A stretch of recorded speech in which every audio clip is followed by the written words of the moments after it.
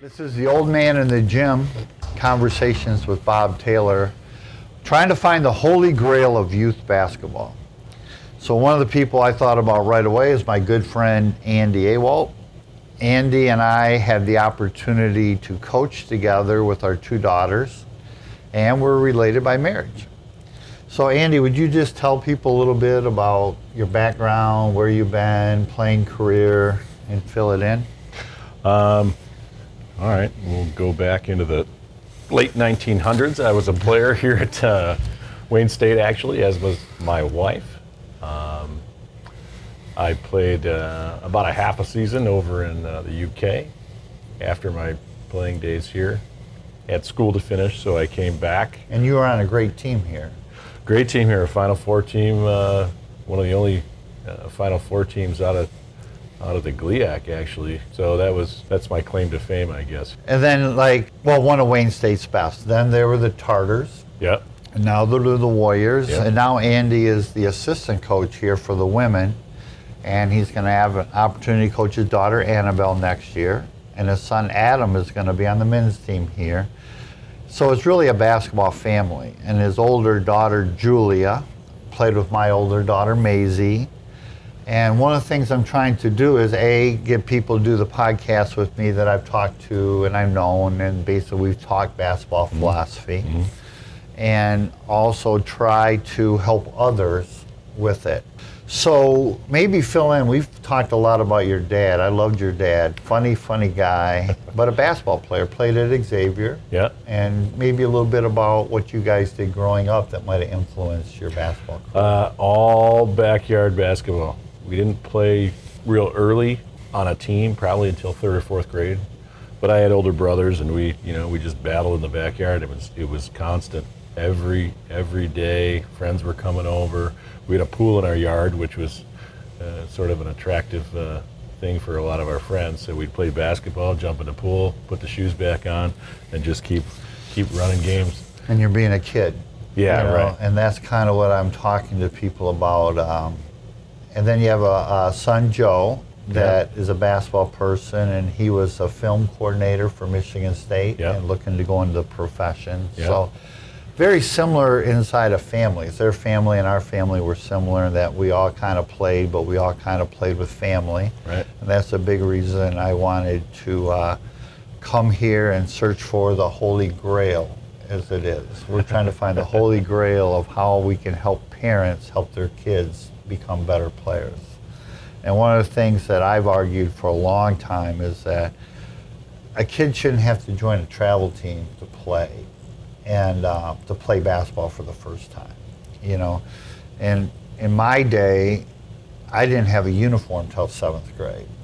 And in a lot of ways, I think that the instincts and the feel were better in the older days because we just kind of played in the driveway. We saw those guys on TV and we wanted to play with it. Jason Williams just came out and said that he thinks kids' creativity is hindered by working with trainers all day. Mm-hmm. And I even think it goes back a step further in that it's hindered because right away they're on an organized team. Like we have some kids are playing, they're joining up for a youth team and they're getting out of bounds plays before they've ever played one-on-one in their life. And that's kind of something that I think, like I always say, Chuck Daly would be rolling over in his grave. Yeah. Red Auerbach would be shaking his head. For sure. Just because something's new doesn't mean we should forget about what was old, Well, and I'll support your argument. I feel like there's, when you start to get skill training at such an early age, I don't feel like a lot of that transfers into the game particularly well. Like if you're going to an individual trainer, how much passing are you working on? How much spacing are you working on? And it doesn't always make you a better player. It makes you a more skilled player, but it doesn't necessarily it doesn't translate into wins on the court because it's a thing that you might not be using all the time during the game. And one of the things that I've always is passing, and getting open. When I first got out of coaching when I was living in Midland, Michigan, we started a thing called the Midland Basketball Academy. And we wanted to make it different and better. So what we would do is we would 2 practices a week, then we had a training a week with a college coach, me being a 30-year college coach. And I started out teaching them what I might a college player or a high school player. You know, we were working on moves and shot fakes and drives, and we're going against the cones and the chairs, and we're doing all that. Then the last 15 minutes, I said, you know, we ought to let them scrimmage. So we let them scrimmage, and it was then, that was one of my eureka moments. These kids couldn't scrimmage. They absolutely, we would have maybe 8 or 9 kids there, 10, or we'd play 3-on-3 at one half, maybe 2-on-2 on the other half, or 1-on-1, depending on the numbers. And we're playing 3-on-3, and these kids are on a full basketball, half court, and they couldn't get open. Then they wanted to ask all kinds of questions, like what are the rules? What I said, just go play, and I'll kind of like lightly help you. And they really couldn't do it. So then I started doing it a half hour a day of my hour. Then it went to 45. Then it went pretty much the whole day. We just kind of scrimmaged. Yeah. And had a couple parents that were upset. They thought I was getting lazy by letting them scrimmage. Yeah. I always like to tell this story because I always swear whenever I'm in front of a camera I will, but there was one parent who said he played college basketball, but I Googled the letter winner thing that he didn't. But he got mad that I was basically being lazy, just let him scrimmage. He wanted me to show him, and I kind of, so we basically broke away and kind of did a lot of scrimmaging, and then we did some things that I'd like to talk to you about that I kind of found helpful. I'd like to hear the things that you thought were helpful with your kids. But we would do like rules. If they didn't catch the ball, look at the basket, it was a violation of not looking at the basket. If they caught the ball with their head down. If they barnyard dribble, meaning they drop dribble, it was a violation. So we were scrimmaging with violations. Okay. If they threw what we called a rainbow pass, no, you had to throw a straight line pass. Even if it got there, it was a violation. Yeah. Much like double dribble, travel, or whatever. And they were mad. So anyway, he kind of complained to the community center board a lot. And then one time, his son was quite a bit older than my son, and they were playing in an open gym. And I think my son was a 7th grader, his son was a senior, and he made a pretzel out of him. Yeah. You know, and the guy, he said, I guess I was wrong. Yeah. You know what I mean? So.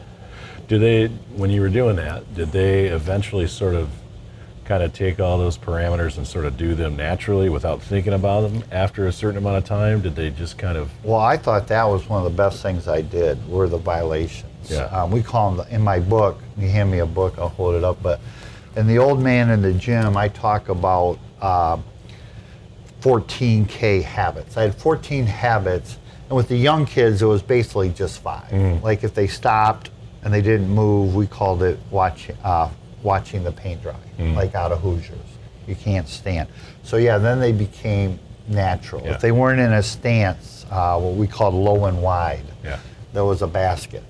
So if I would say Ellie or Julia, violation, by 5th or 6th grade, they could recite what the violation was. Yeah, lollipop pass, or the rainbow pass, or I was watching the paint dry. You know, and those habits kind of got into their games, because if they weren't, one of the things I'm famous for saying with young kids, Plato, it was Plato that said, to teach this generation like we taught the last generation is to rob them of their future. You know, these coaches, the guy that was complaining to the community center, he was outside in the driveway in the park. He was playing, so he assumed the guys needed to work on one-on-one moves or dribbling or taking the cones and chairs. Those kids didn't do that, and that was the missing link that I thought was really helpful in what we call the 14K habits. And the habits helped in so many ways. It just made better basketball, and it's something that I always tell, if you would just go to the high school coach and say, I got this 5th grader, do you want me to teach them how to play without the ball, move without the ball, or do you want them to play the top of a 1-3-1 zone? And really what's happening is these kids are playing with tactics first. And I say tactics should be last. That's the last thing a youth player should learn. So I felt really good about the habits, Yeah. and I felt really good about, in my book also, and we'll talk about it, I call it the upside down ladder. When I first started coaching my daughter's team, there was a team in town called the Magic. Mm-hmm.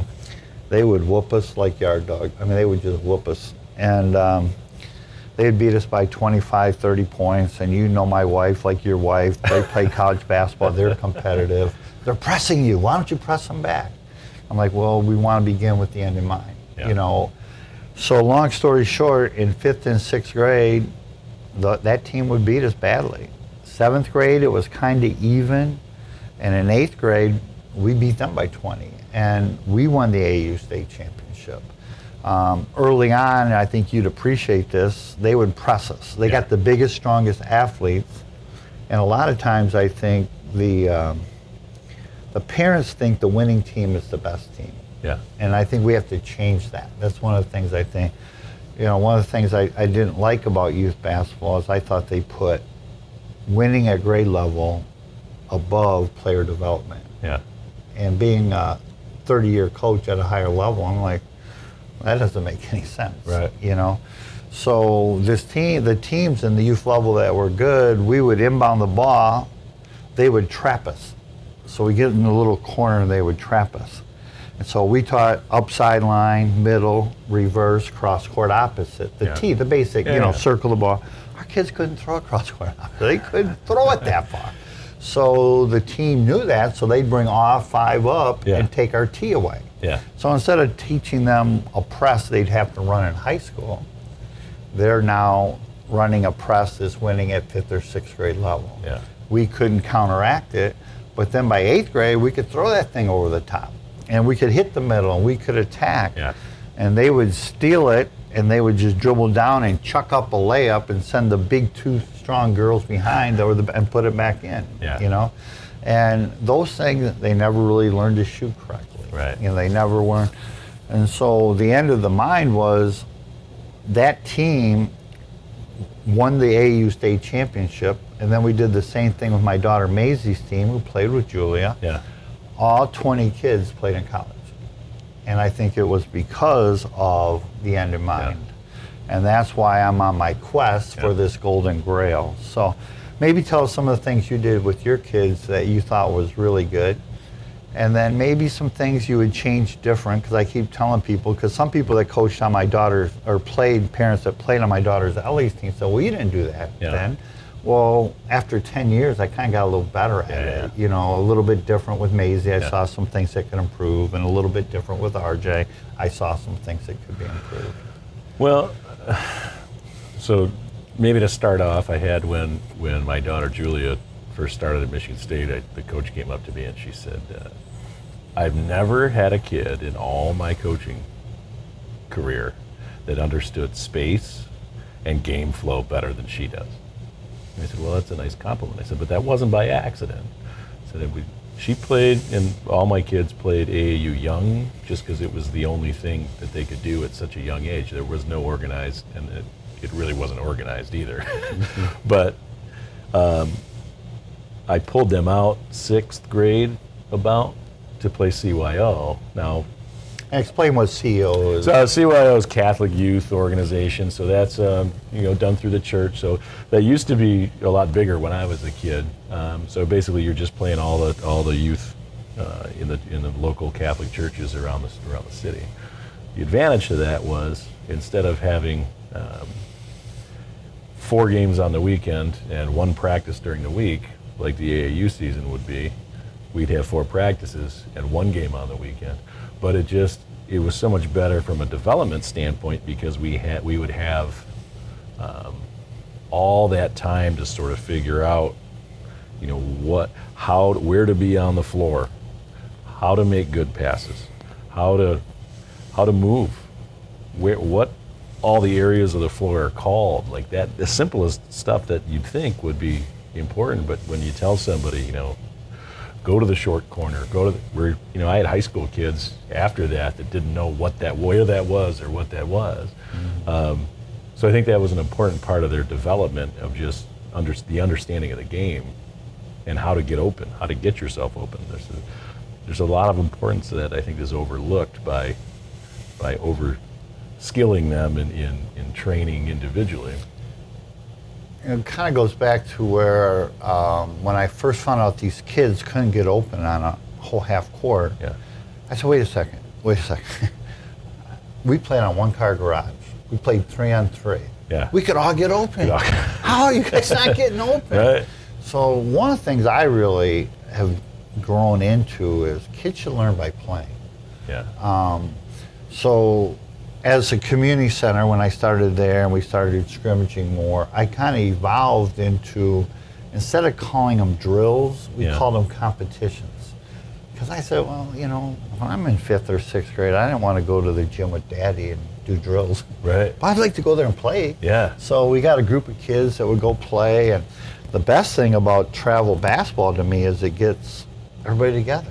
Yeah. Like these kids are so overbooked sometimes. It's hard just to get them together. Yeah. But we took a begin with the end in mind.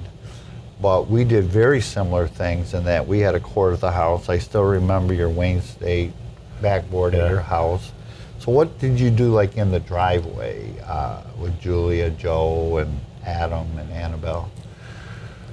Well, a lot of it was just, so with Julia, that was a sort of a, so I have 2 sets of twins, so they're all twins. So that was, they had built-in sort of competition just by the nature of, you know, their twin brother, sister.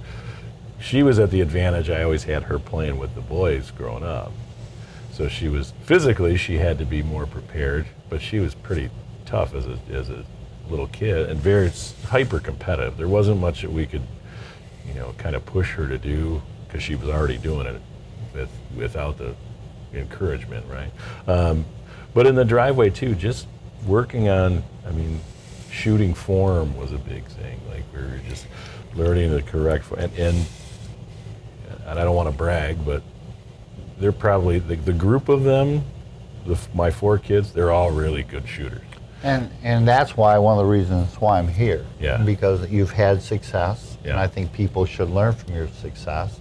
And if you've done things a little bit different that we can learn from, that we did, that's what my conversations with Bob Taylor's about, to go out and find people, been there, done that.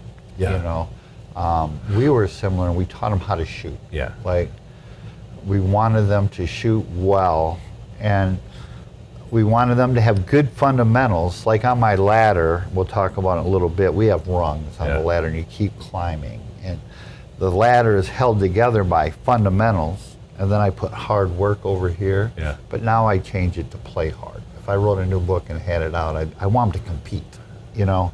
And I never wanted to associate work. Yeah. I wanted them to feel like they loved it. Yeah. You know what I mean? Oh, I got work to do. Yeah. Well, I got a love to pursue. That's what I wanted as a young kid. I got a dream to pursue. Games of horse. I mean, like that's the one. I mean, we did hours on it, and like playing against when they were little, I'd play against them. And you know what? I don't mean to be a jerk, Dad. I wouldn't let them win. I would, on purpose, make it competitive until they got to the point where I couldn't beat them. But that was a thing that I think and coaching at the high school level and now at the college level, I think every shooting drill should be competitive. Or you're not sort of pushing yourself to get better at that, whether you're doing it by time, whether you're doing up to a certain score, it doesn't matter. It just there needs to be just a competitive aspect to something when you're doing a shooting drill, or any drill for that matter. It has to be, you have to sort of push yourself to get better at it.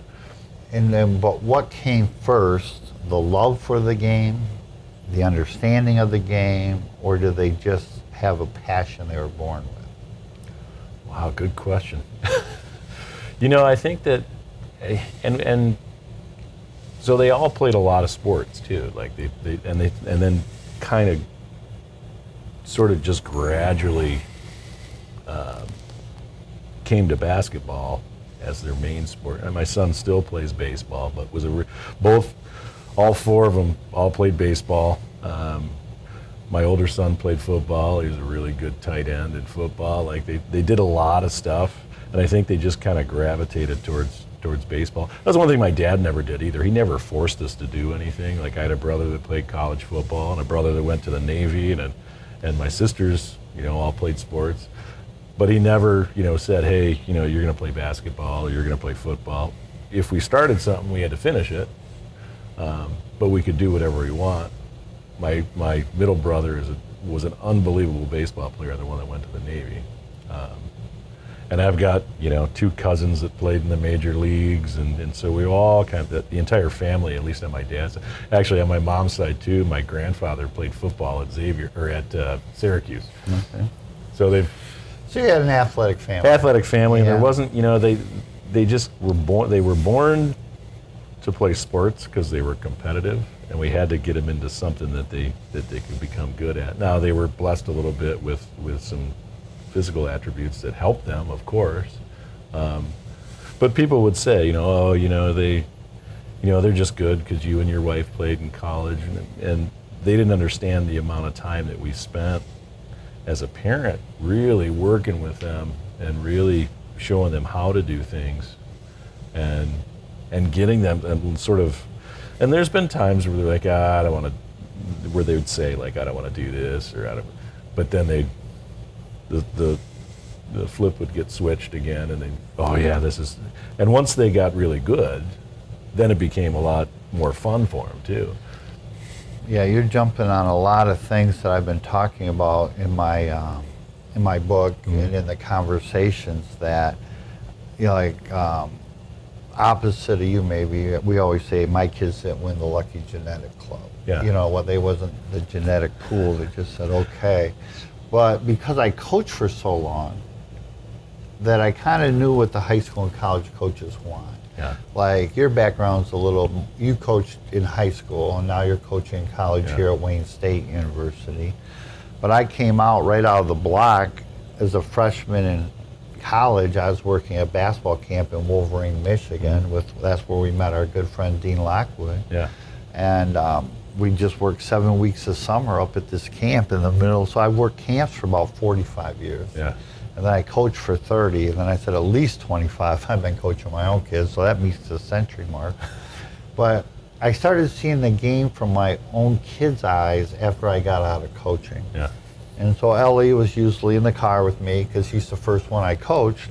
And we started talking about practice or the games. And then she would say a lot, Dad, can we go home and shoot in the backyard? She was having more fun in the backyard than she was in the organized competition.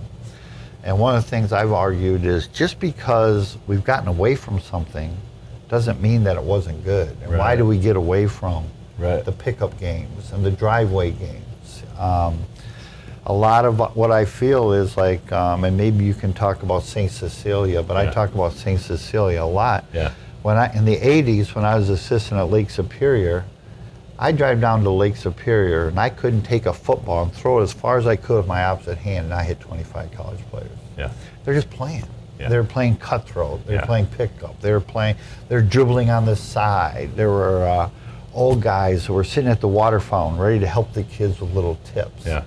Now, maybe you can talk about St. Cecilia, or were you telling me your dad went down there or took you down there? No, interestingly, there was a guy named Larry Harding who was he was actually a football player at Michigan State, and he was one of the dads on one of the kids I played with.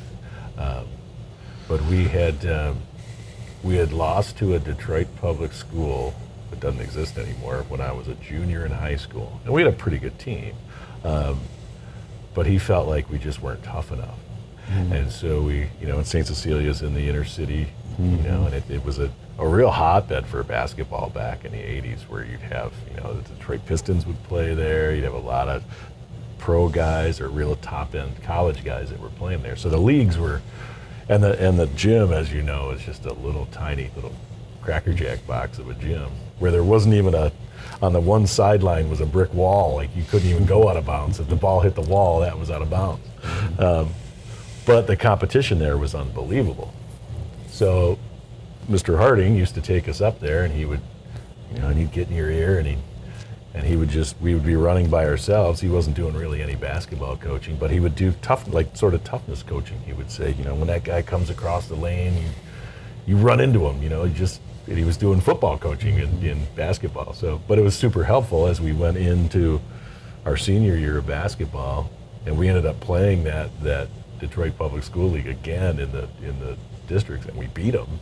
But I attribute that to that guy sort of toughening us up, and it really wasn't a basketball thing. It was more of just a kind of a mental thing. One of the things, though, I think that you're starting to do too that's really good is, and you mentioned it earlier, where I've coached and I worked camps like you. I worked at St. Mary's camp in Orchard Lake since I was in high school. So I was at the advantage with my own kids of having like a lot of that knowledge and playing in college and a little bit professionally, having that knowledge of what it sort of takes to get yourself to that point. I feel like what you're doing is really good because you're teaching some of the parents that what are these things and understanding and getting them to sort of take charge of the basketball training instead of going out and paying somebody that doesn't even, he's going to show them how to dribble between their legs or do something but giving the parents sort of the power over that. And that, I think that's important more so than, and like we're basketball families, so we don't realize that until we step back and sort of go like, hey, wait a minute. You could do this, even though you didn't play basketball. You could show your kid how to do this, and it brings sort of the family together a little bit too. Oh, I'm big into family, and I want to bring back like more kids playing, more kids having fun. And when parents would tell me like, well, I never played before, I say, you don't know more than your fourth grader? You don't know more than your fifth grader? And I'll show them this pyramid. There's 20 million boys. And on the girls' side, it's less, but there's maybe 10, 15 million playing youth basketball, and only 500,000 of the 20 million on the boys' side make the high school team. Yeah. So it's really a funnel sport. And what I found was if they get a good early start, meaning a kid wants to feel special. I recommend a book all the time in my book, and when I do, is a book called IY. And everybody wants to feel special. Every parent wants their kid to feel special. But we tried to lock in, there's a reason you're special. Yeah. I remember we had this routine with Ellie for a little bit, and I don't know how long it was. It was more kids, but she would shoot 200 shots and she'd run to the end of the street and back, which was like a mile and a half. Right? Ellie, that's really good. That's really special. You'll get ahead of other kids if you're special. When she associated being special with being better than other kids, or that's what she wanted. And then I found consequently the other way, if a kid felt they weren't as good, they drop out. Yeah. So I think the good early start that I'm telling with parents is really important. And I said one of the things that when I first started coaching the team, I come home and tell Chris, I said, this crap's not gonna work. It's just not gonna work. It just can't work, this youth system. And she goes, why? And I'm quite a bit older than my wife, and different generation even. And I'm like, I just don't see how you get good, with more practice, more games and practices. That doesn't make any sense. So we kind of developed a thing, we call it family practice. So basically what I'm saying is the teams are playing 3 games a week, and they're maybe practicing once or twice. Yeah. Well, I think most coaches would tell you that's not a great situation. The ratios have to change. So we had a group of parents that were pretty active, and we turned it into family practice. So we kind of trained the parent what they could do with their kid to go home. Yeah. And so we taught them how to shoot the ball correctly, and we invited all the parents into our youth practice just to kind of show them. Yeah. And then we did and then say, just go rebound for them. I mean, one time I had my iPhone in my pocket, and it was counting steps, and I rebounded for Ellie or Maisie. I think they were in 7th and 5th grade. I took 12,000 steps. I'm like, well, this can be your workout. There it is. And then I got big into, after the community center fiasco, the kids not scrimmage, I said, bones are better than cones. So we always wanted to play in a one-on-one situation. And then as we got into it, we said, maybe as a parent, you got to be more than a Uber driver. You got to be more than the ATM machine. Yeah. But maybe you got to be a little bit of an organizer just to get 4 friends over and go play. Like in my day, we had a thing called Rogers Park, and we had 2 courts next to each other in this little town of Sparta. We'd ride our bike up there. Older kids were over here, younger kids were over there. We'd play. Sometimes they needed a younger kid to make teams on the older kids, Yeah. and he got to go over there. Or a lot of times they'd have too many players, and they'd come over and give us tips. Yeah. But we're just constantly playing. And what I found with kids today is, if it's not organized, I don't drive by a lot of towns and see the parks being played in anymore. Right. Or the driveways being played in anymore. Yeah. But I'm telling the parents out there that a big advantage is we played with our kids. Yeah. We brought kids over, and I think that gave them a major head start. And it got them to kind of like the game. Like I was telling you, Ellie would come home from practice and, Dad, can we just go shoot or play one-on-one or something? Yeah. I think just because it's there doesn't mean that it's the best thing. Yeah. You know, and what drives organized basketball, I argue a lot is the money. You know, they're getting on teams. Some of the people making the most money in youth basketball, to me, are doing the worst service for youth basketball.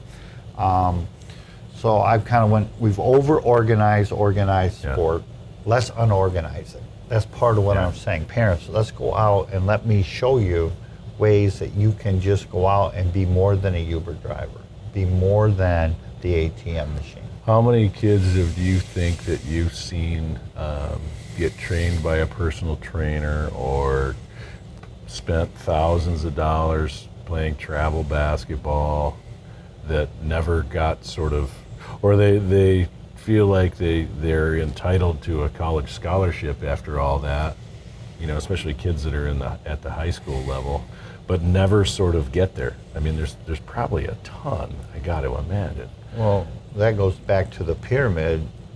You know, 20 million to 500,000 isn't a very good odds. No. You know, and when parents really look at that, I'm telling them it's not going to cost you a dime to do what I'm talking about. Yeah, right. You know, you're in your driveway. You're going to get them ahead of those guys. So then if you do play on a travel team, you're on a higher level travel team that's more competitive. You're going to be able to do more things. You're going to maybe get the exposure. And as a college coach, when I talk to college coaches, that's a lot of their complaints is, but I'm talking about these little toddlers now growing up too, you know, and everybody thinks, geez, I got so much time. And being one of these experts, I went to the middle school coaches and I said, when's the last time you had a 7th grader that wasn't a good player, that was a good high school player? And Mark Jungle, who's one of our all-time favorites with my kids, he's a middle school coach at the Jefferson Middle School that fit into Dow High. He said, Bob, I'm going back a decade, I can't think of one. I can't think of one kid that wasn't a good player in 7th grade that ended up being a good varsity basketball player. Now, in my day, as an old man, in the gym, we used to go down to Rogers Park, and we're playing every day, so we had these opportunities to keep playing. So we had some kids that grew 2 or 3 inches, or they got fast. I wasn't a good 7th grade player. Well, see, but you had probably an opportunity to keep playing. You're tall. But just hung around friends that were doing that all the time. And I wanted, as you were talking, I thought of like baseball. Like I coached baseball for a while, Little League baseball for a long time.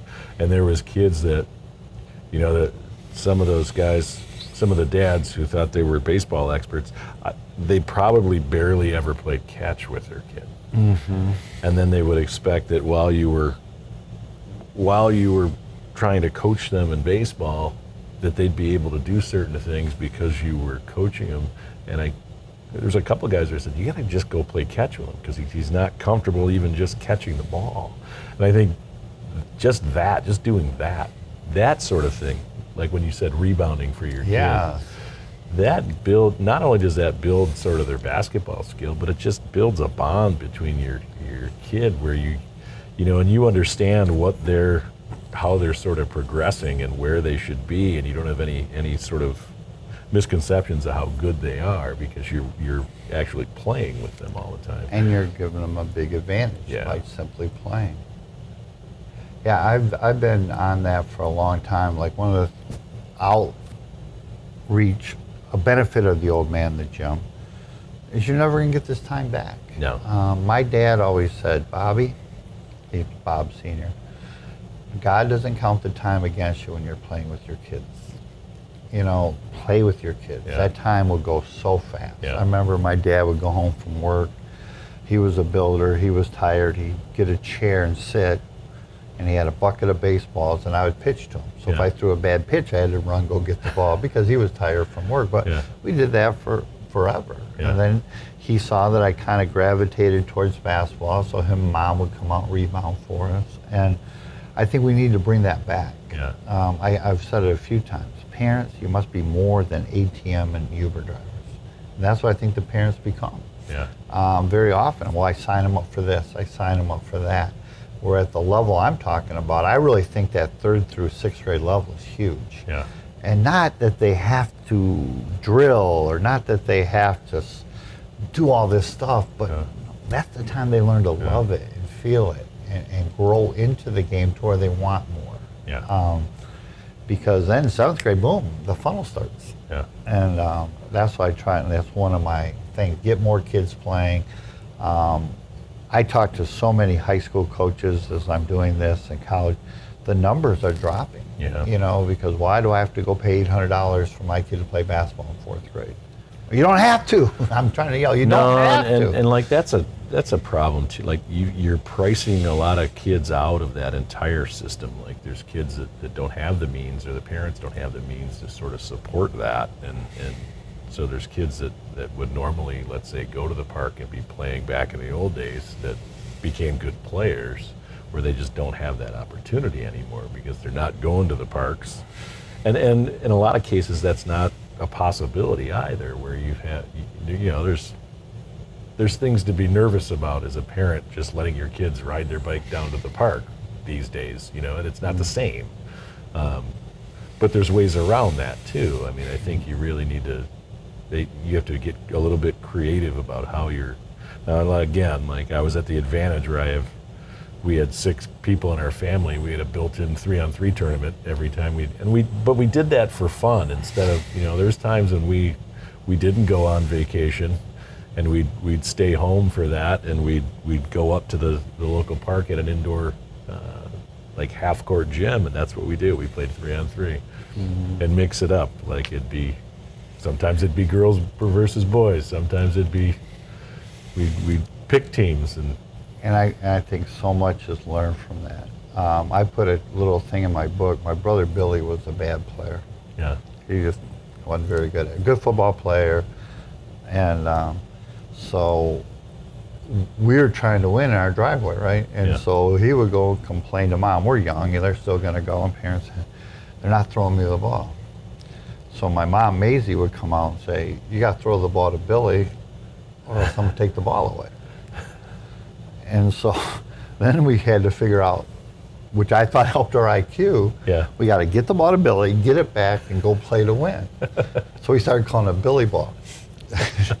And they would come out there. But I think all those things just naturally, like our driveway was up and down, right?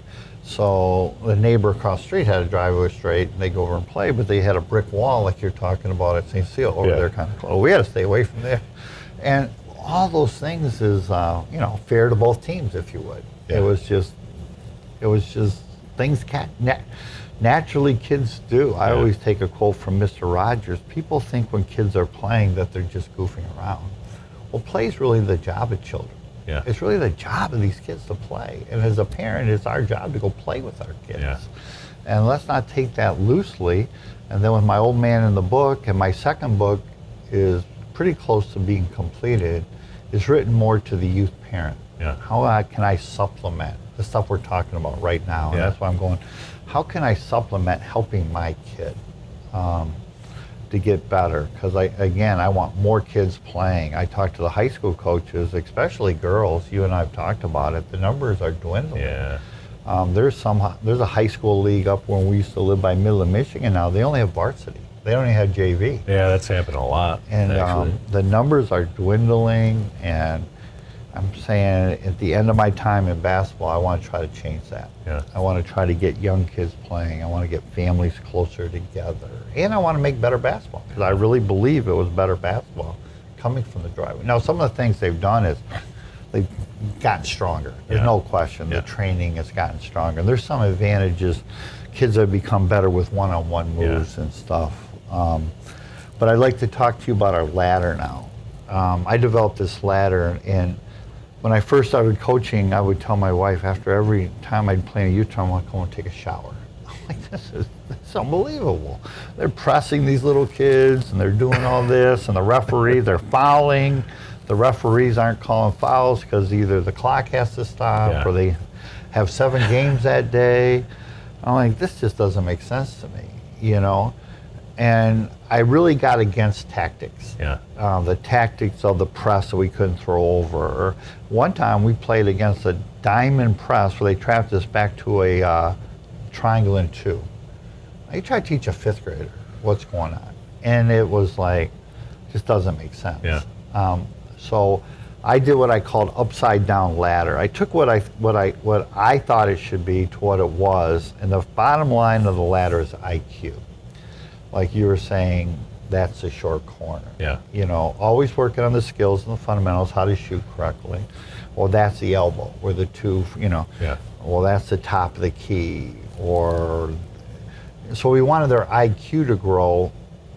So we thought that was huge, an IQ for the game, just a basic understanding. And the first 3 steps of the ladder really kind of, Andy, intertwined.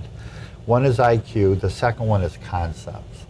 Like, we started saying, okay, we played a lot of small-sided games, but okay, they help the helper. Okay, then we started putting them in a drill where, say, you're guarding me, you're facing the basket, I put the ball in the middle of your back. So then we taught them to push dribble and a lot of things, to attack dribble. Well, we put somebody in the opposite baseline, opposite wing, so they help the helper. So we taught 4th graders and 5th graders how to help the helper. But then we taught the offensive player, they're going to help the helper. That's what they do. So I can't throw it, I got to go over here. So in the concepts, they learned to be what the 3rd ring of the ladder was, instinctive. I'm coming down, okay, I'm reading what they're doing. And I have a friend, even Ty Streets, Adam and RJ play for what I think the great Ty Streets is. But Ty will say all the time, his computer has a glitch. His computer has a glitch. And it's because they don't know how to read what I thought we were teaching kids in 4th and 5th grade. There's high school kids and they have no idea. Don't know that. They have no idea like how to read where the help would come from. Or, okay, the help came from the right. Oh, I'm gonna throw it to the left. They just, I look at them and say, I'd like to be a little bug in their head right and just see what the heck were you thinking about, you know, and I don't know. So we tried to teach them the game through concepts that I thought we picked up in the driveway because we're out there all day. But now, I mean, when the kids have what we call time suckers at our house, the phones and the video games, and they sit on their butt a lot. They just don't do anything. So we were teaching them, as I said, okay, they're not going to spend that much time in the driveway. How can I speed this up? How can I accelerate it? And that's kind of what I said when I tipped the ladder upside down. So the first 3 things, really, it's hard to say what's IQ, what's a concept, what's an instinct. They all kind of round in. But those are the first 3 steps. But what I found with the other teams, honestly, those were the last 3 steps.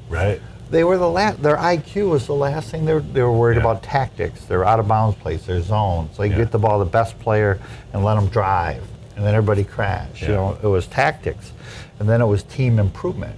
They wanted to make their team better, so they had their out of bounds plays and they had their structure. Well, I argue for a 5th or 6th grader, that should be the last thing they're worried about. The last thing. So basically the ladder, we're on the same page of what it is. It's IQ, concepts, instincts. I'm trying to build this foundation. Well, I remember one thing you did with Julia and Maisie's team, and it was an out of bounds play, and I don't remember, I think it was called Petoskey, where everybody ran around, just ran around. But invariably somebody would get open somehow because they sort of just knew how to get into that space because they had been sort of inundated with that motion, with the motion. But I always thought that was funny. Just run around like crazy and you'll get open. Well, that was. Proof that. You don't really have to be tactical and shouldn't be, is my point. Yeah. You know, I'd rather them figure And that out was at how a to pretty get high open. level too. And we were blessed that our kids pretty much knew basketball and the teams that we had.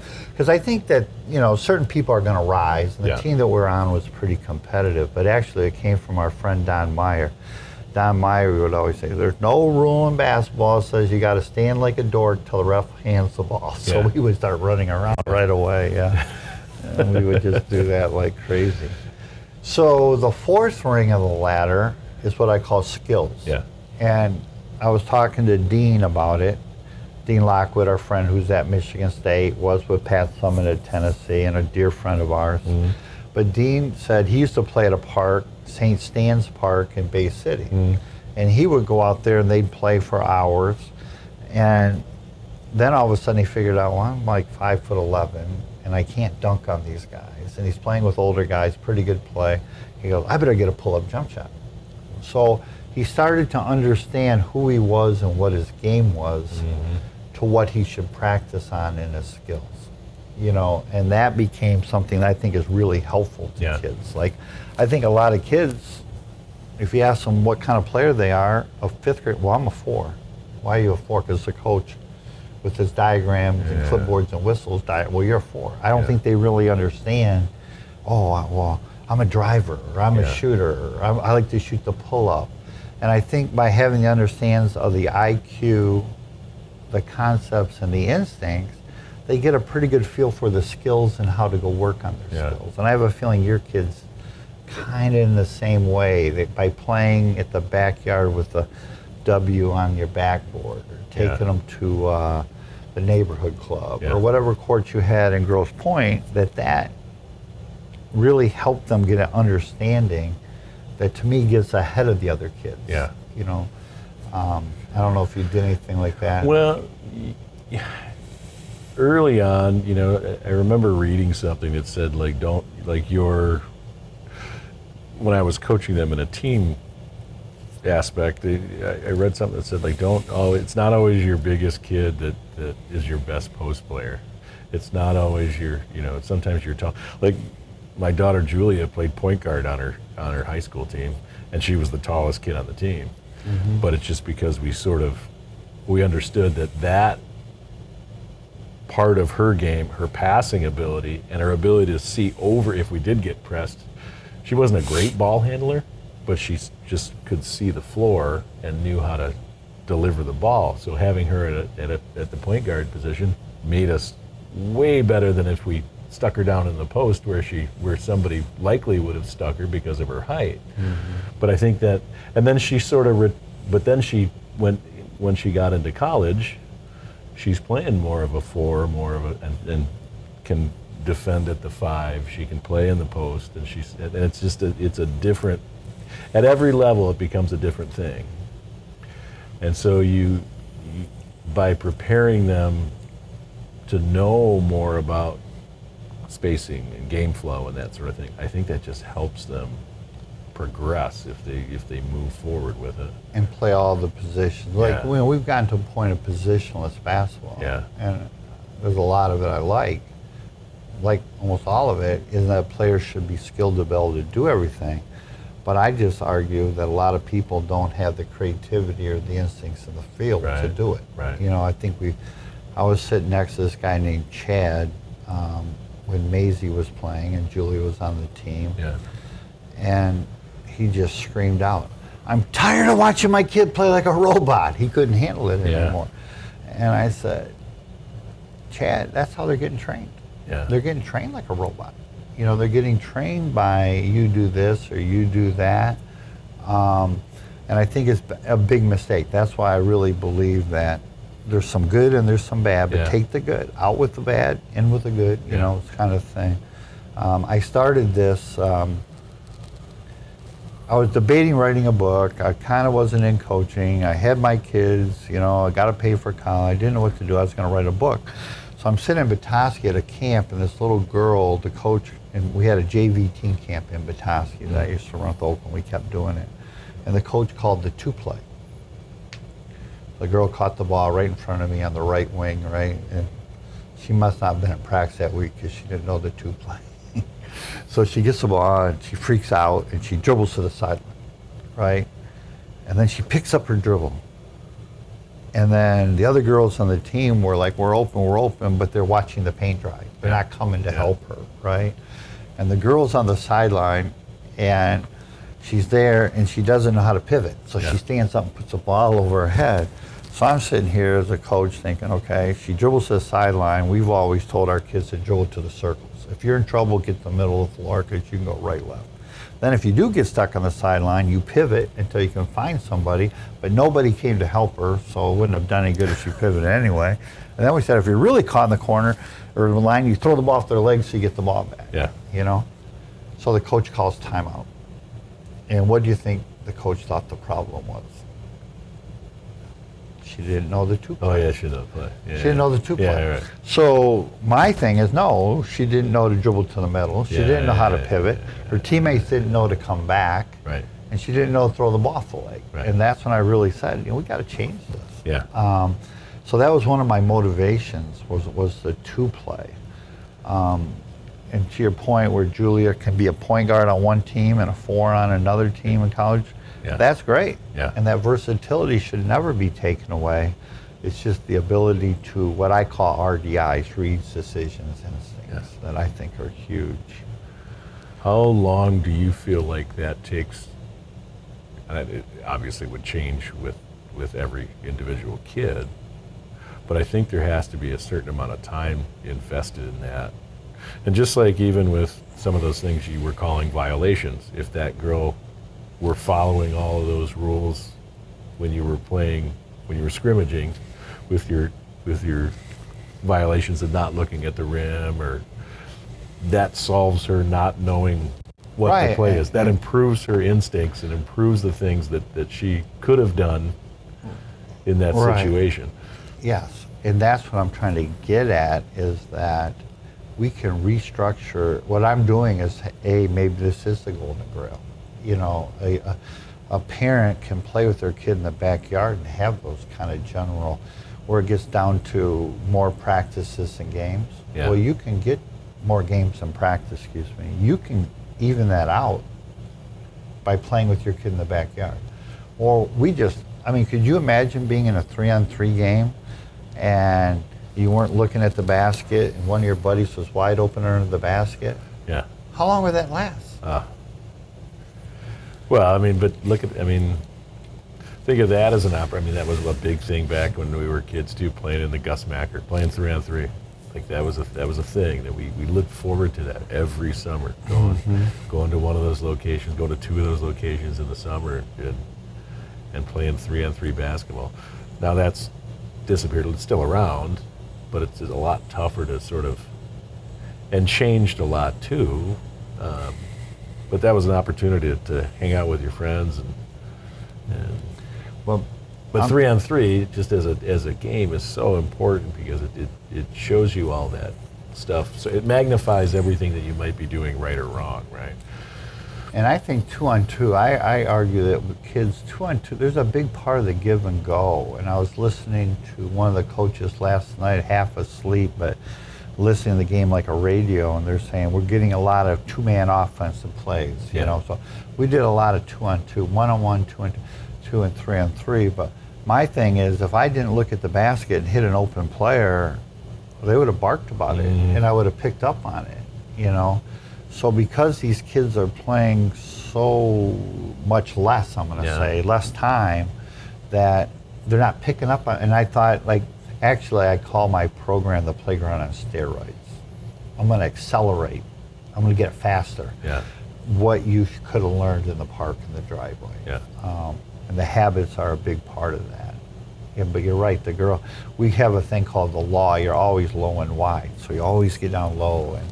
And actually, there's a topic right there. When did you start teaching your kids how to pivot? Really early. And footwork, I kind of find that to be probably that's the first thing I look for now. As a college coach? As a college coach. Like if I'll go, she'll say, my boss will say, go check out this girl, and I'll go and I'll be like, she's got terrible feet.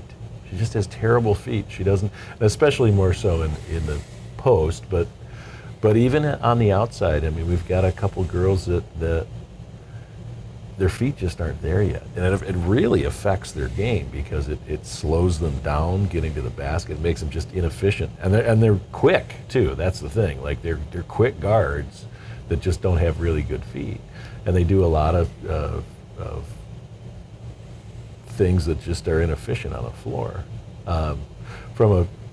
I think that's one of the first things you need to teach somebody, and take the pressure off them too. You know, I when I was coaching younger kids, I would tell the story of the Navy SEALs where my brother had a friend that was a Navy SEAL, and he was telling us one day how they drown them until they pass out. They hold them underwater till they pass out, and then they pull them up on the deck and they revive them on the deck. They give them mouth to mouth and they revive them. Well, that's to the extreme, but it's to teach them that when they're in a desperate situation like that, they have to relax in that, knowing that they're going to get saved. And so I make the analogy of, okay, when you get caught with the ball and you've got 5 seconds to dribble the ball, 5 seconds to pick it up, and then you've got 5 seconds to hold the ball again. That's 15 seconds. That's a long time. And you're not drowning like a Navy SEAL. You've got time, and someone's going to help you, but you have to use that time using your pivots. Pivot twice and somebody's going to be open. That was always my rule with my high school team too. And we use pivot. We taught it real early. And I always told this analogy. Me and my cousin Joni would go to our grandmother's house. Yeah. And we looked down there, and there's this big basin, but it was dark. It was dark down there. So we would go down a few steps, go a few more steps. And then we figured out there was a light right down there at the bottom. So we went down there and turned the light on. Then we had a whole new place to play. And when I found about pivots, if a kid felt they were going to get in trouble, they didn't want to go there. Yeah. But we taught them how to pivot. Well, I can go there and make a play and still get out of trouble. So I always suggest to parents is teach your kids how to pivot. And again, in my Old Man in the Gym and our new book, and you can follow me on Facebook or Twitter, it's the Old Man in the Gym. We actually show people how to pivot, and we teach it. I use a rule when I'm working with people, the Einstein rule. If you can't explain it to an 8-year-old, you don't know it yourself. Yeah, right. So we say SOAP, secure your space. Like just get in here, and you watch Kevin Durant. He kind of puts it up here, and and you can do it different ways. Then we say own your space. So you secure it, and then you try to step over the opposite foot. So if they drop back to shoot, you create space. Then if you get a step over, then you learn to attack space. Then you just play. So we would spend time with young kids pretty much a couple minutes. And that's the thing, like parents, once you teach them it, you just have to review it for a couple minutes. Not like you got to have an hour segment on how to teach a 5th grader how to pivot. So we're really big into pivoting. Yeah. We're really big into trying to teach them through play. Like as I got older and better with it, with youth, teach them through play. Yeah. And then one thing that we did a ton was no dribble. Yeah. I don't know if you ever, we played no dribble too, and I thought it really helped us. Like one thing I'm proud of is all 3 of our kids are in the MHSA record book, but they all 3 led their team in assists. And I think you learn more by passing than dribbling. I think that dribbling the ball excessively has really dulled a lot of kids' instincts. I think it's dulled the game. Sometimes makes it hard to watch. So anyway, we're real big on passing, and we play a lot of no dribble.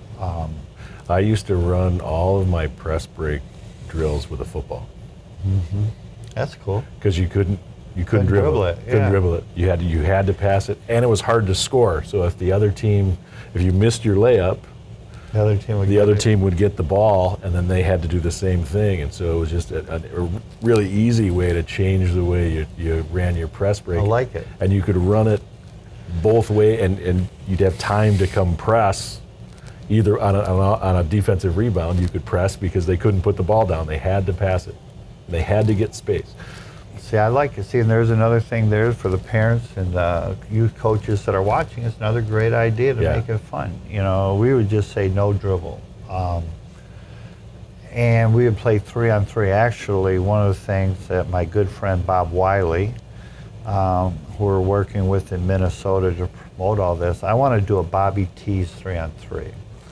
Now, I went to grade school with Gus. Yeah. You know, the little guy's a friend of mine from 50 years back. How far is Belding from Sparta? Well, actually, Gus was from a little town called Lowell. Oh, that's right. And then Lowell, they got into an argument and they moved to Belding. Yeah. But we were in what they called the Tri-River Conference then. And it was Sparta, Lowell, Belding. It was all kind of a Coopersville, Cedar Springs. Well, anyway, I'd known Gus for a while, and I said, you know, Gus, one thing that I would do, and we brought Don Meyer up to the Macker we had at Oakland, and we did clinics. I said, you should do this, but the first thing, like with this Macker, is it looks like they're sumo wrestling, because the kids don't know how to pivot. So they're all over them, you know, and it's call your own fouls at that point, and they never knew how to pivot. Yeah. And I said, well, the first thing I'd want to do is teach them how to pivot, and then how to get open. It was much like we got better. I would have got open better by playing in my driveway than these kids were learning to play a Macker, how to get open, because they're not doing that whole thing of in the past. So then the FIBA 3-on-3 came out, shot clock. All right, well, I want to be an innovator, so I want to get on it. Well, the young kids were dribbling more in that than they were in the 5-on-5 because the best player would just get it. He had more space to dribble. He'd dribble in there and throw it up. So I said, that's not good. So I changed it to Bobby T's 3-on-3. You get 4 passes. Yeah. So say you shoot it and I rebound it. We start underneath the basket. So you got 4 passes. 1 to get it outside the 3-point arc. That's 1. Yeah. Now you only got 3 passes. Now the longer you hold the ball, the more the defense gets set. Yeah. So you learn to pass and cut and move. And if we score, then you would get it. You got to take 1 pass to get it out, or if you rebound it. So if it bounced way far out, you might be right behind the line. You don't have to use it. So no dribble either? No dribble. Wow. So you just get it and you're just playing, and they're learning to pass, cut, move. So we did a 10-minute no dribble. Then we did 10 minutes where our team, say you and I are on the same team, I threw it to you, you thought you had a good opportunity to score, you took 1 dribble, that's all our team got that possession. So, but we still only got 4 passes. So we had to set screens, we had to move. I would go to clinics when I was working with kids, and I said, I'll give somebody a quarter if they set a screen. I'll give you a quarter. They had no idea how to set a screen, you know. But they kind of pick it up by playing this. Yeah. So then the third 10 minutes, there's always a timeout, so it takes about 40 minutes. Every time you touch it, you get a dribble. Every time I touch it, but only 1 dribble. Okay. So we take a push dribble, and then we're trying to build their IQ and their understanding. We say drive like a cucumber, not a banana. Go in a straight line drive. Defense, don't let them drive like a cucumber. Make them drive like a banana. So we're working on an IQ. We're being competitive. And I thought the 4 passes made them energized. They had to cut to get open. They couldn't watch the paint dry. Now, we didn't call the violations, but that would be another way to magnify it. I really would like to start this. Everything I do, I want to be better for basketball. Yeah. And I want to make the players better, get more time out of it. So that's sort of where it kind of fits my ladder, if you would. Well, with the changes, we talked earlier about kind of the changes in the game. So one of the struggles I had as a high school coach, we could not. I tried to put in like a pick and roll continuity offense, and they just couldn't. They couldn't get it. They couldn't pick it up. They couldn't understand how to run that right. And so we ended up kind of going. And I had a really good team. We had a couple injuries. Our post player ended up getting injured and was out, and so I had to move to sort of a less positional form of play, and we ran a 5-out offense. And like that sort of stuff would have been so helpful in teaching that and in trying to get, because I think what happens is a lot of, because of the way kids are being trained, that's what you have when you're running a 5-out offense. And in the NBA a lot, where it's whoever is the best with the ball can get to the basket is just trying to drive to the basket and get there. And all the other guys are standing there watching, or girls are standing there watching what's going on, as opposed to being able to make those cuts and try to get open without having to dribble the ball. Yes, and well, part of it, I mean, we all go back to our friend Don Meyer that I talk about a lot in the book, but Don would always say, get the ball in the middle of the floor to your best player. Now he's talking to high school and college coaches. You know, put your best athlete at high post, put your best post player on the block, and put the school board president's kid over there on the wing, and the booster club's president over, get them out of the way. Yeah. But what we're doing is we're saying we don't want you to have to be the person that's told to go stand in the corner as you're learning the game. So our thing is universal, and I think a lot of coaches, and when they get to the high school and they get to the college level, if they're blessed enough, that's where tactics are important. Yeah. That's what, but tactics shouldn't happen down at the bottom of the ladder, is what I'm saying.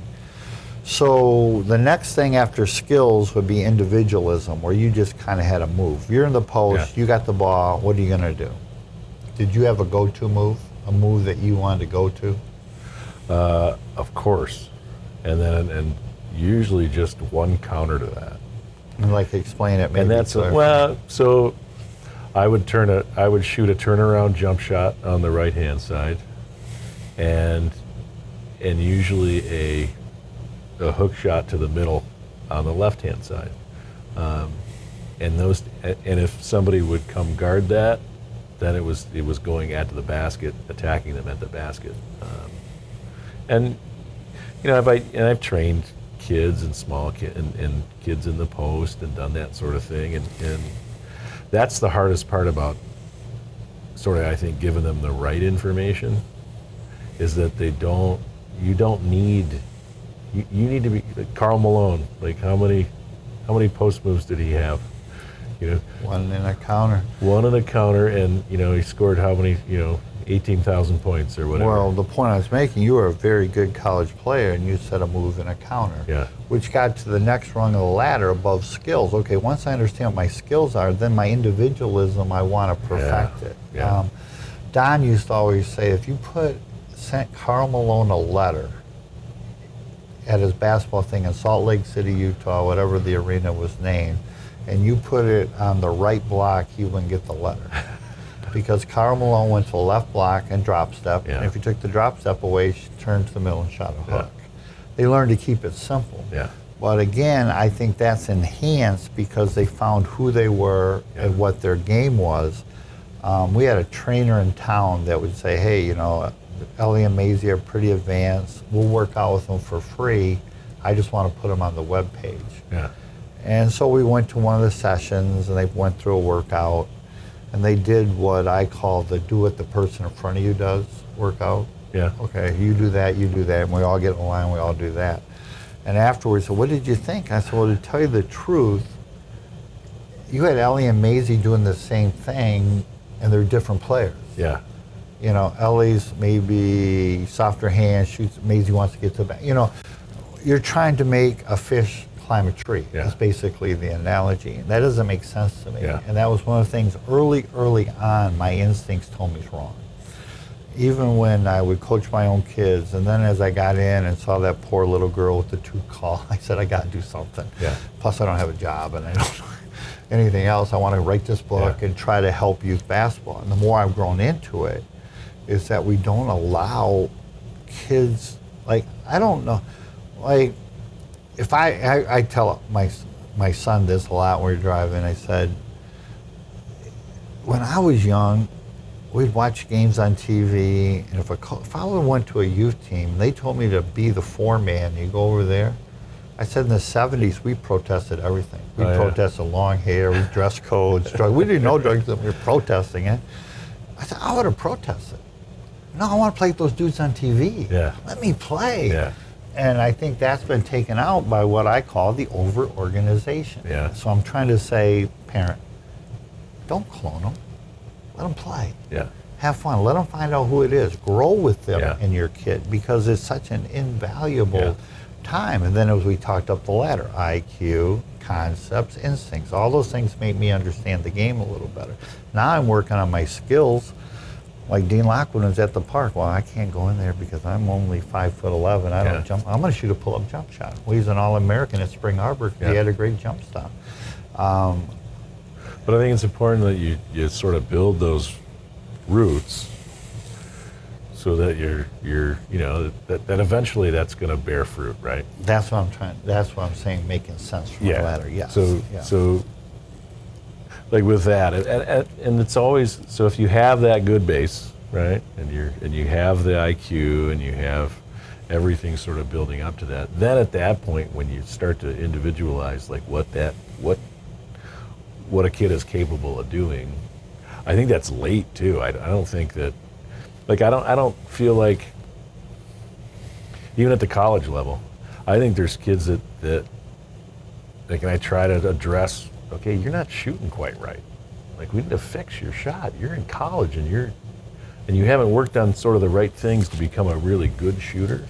And like, I'll take Julia, for instance, like until she was a sophomore, there was a girl that you'll remember, Kiera Fletcher, who played at Georgia Tech and now at South Carolina, who had this move into the middle and a pull-up jumper. And we played them on Julia's high school team. And when she was a sophomore, I remember telling her, I said, you could get really good at that move, and that could be your thing. I say, because in women's basketball and the way how athletic you are, that's unstoppable for you. That's an unstoppable move for you. And she did. She sort of developed that move into the middle and the pull-up jumper, and it made an entire career for her. Yeah, and I think part of what go back to is in the right order in that, see, when I see all these shooting coaches, there's a guy I know that's doing shooting, I read about him. Well, he's from the same league. He couldn't shoot. His teams couldn't shoot.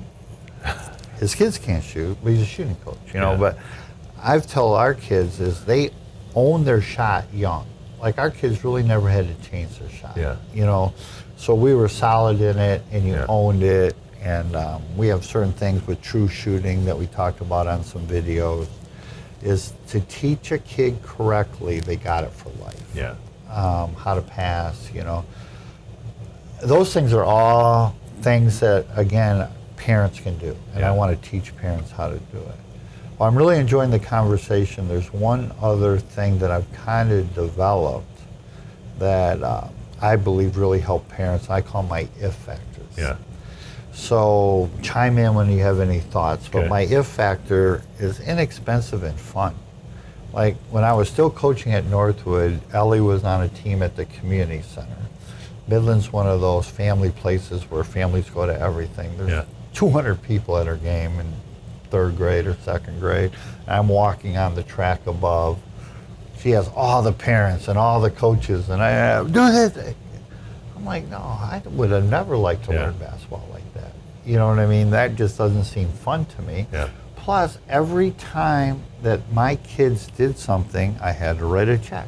I don't think my mom and dad ever wrote a check for me to play. Yeah. The JC sponsored our Pee Wee baseball team. You know, we had basketball where we had T-shirts and somebody. I mean, we never had to pay any money, and so now you got this pressure of parents writing checks and paying for it.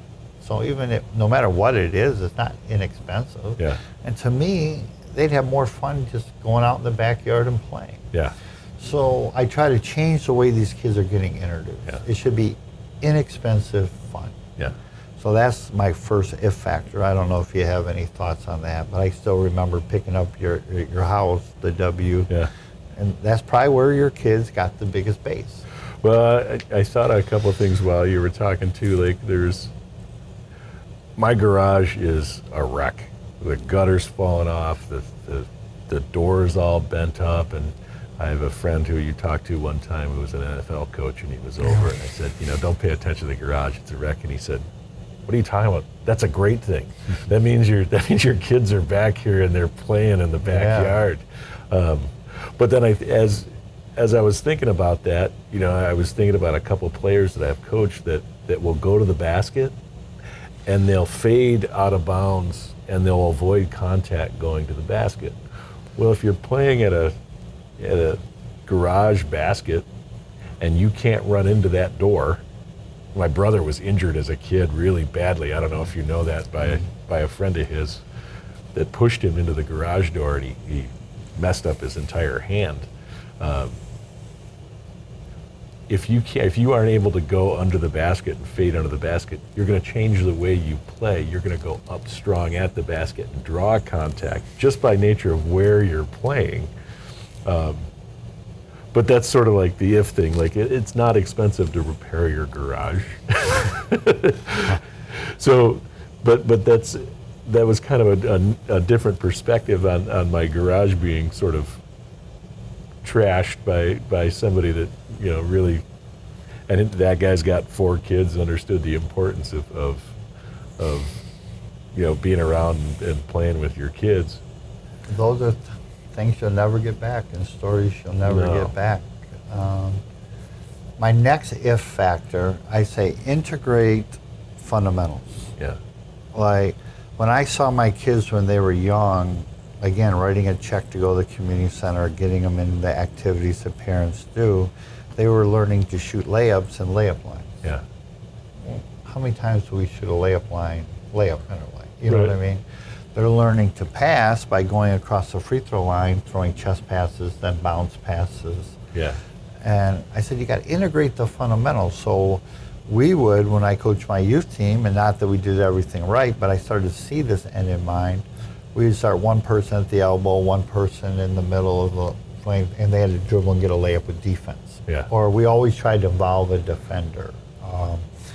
We were little, we would play one-on-one, and we called Chris KT Chrissy, and she had a little broom, so they would go around, and she could make one step like a post player could step. Yeah. And then they had to step around, either use a Euro step or a little floater. They had to be a little bit creative. Yeah. And that goes back to the IQ. But also, practice should be harder than a game. Yeah. It's easy to make layups and layup lines, but I'm Yeah. going in a game and all of a sudden this big girl's over here, or big guy's trying to block my Yeah. shot. Well, that's not. So I think to do it, we wanted to integrate the fundamentals. Yeah. And so that was one of our other if factors. Yeah.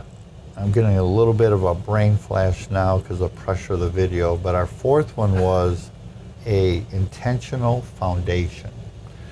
And by intentional foundation, it was when Ellie would come home and complain about a coach, or Yeah. Maisie would come home and complain about a coach. Well, how good would you be if they didn't have that complaint? Yeah.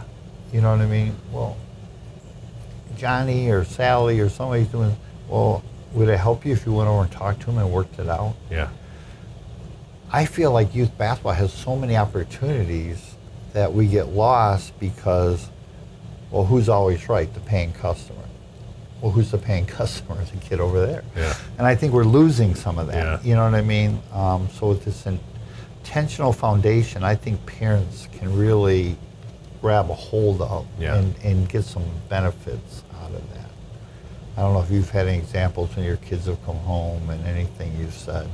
I mean, all the way up into college, where it's just sort of like, but that's always been, and being a coach, I think, has helped with that because, you know, I don't want a kid coming up to me and complaining about playing time if they're not doing what they're supposed to do during practice, right? So when like some of the kids would come home and complain, it was always, you know, well, you need to go build that relationship so that they know what you're frustrated about and they can help you solve that, even if it's in your own head. But I think that's important as a growth thing for the kid to kind of understand. At a certain point, you've got to take that. You've got to understand confrontation. There's going to be confrontation throughout your entire life after you're a kid, and you can't sort of, if you're not going to do anything about it, you can't complain about it. And that goes down to where the parents, the coaches, and even college professors I've talked to complain about the helicopter parent Yeah. or the lawnmower parent. Yeah. Well, we can use youth basketball for a chance to cope. My wife's on a committee in 4th grade at Freeland, how to teach kids how to cope. How to teach, said send them to the playground. Have them go play Yeah. for 2 hours. I couldn't go to the playground and play for 2 hours and do things Yeah. if I didn't cope with other kids. Right. And I think part of that in youth basketball can be part of your bang for your buck. For sure. You can teach kids and parents how to get together. And now I thought about the third if factor, instincts and feel, which goes back to what I've always said, is that we would play a game called Cutthroat, 1 versus 2. Yeah. Some people call it 21. We would play no dribble. We wanted to speed up the instincts in the field. We would play a game where we would play, you had a team, I had a team, we're playing maybe 3-on-3, and we're going to play, and here's the rules, okay. We're going to play first team to 30 or 40, with 3s and 2s, and okay, you get 2 timeouts, I get 2 timeouts. So, but the coach doesn't call them for you. You call them for you. We're going to put you in situations where we play small-sided games. Like we'd play 3-on-3 on one half of the court.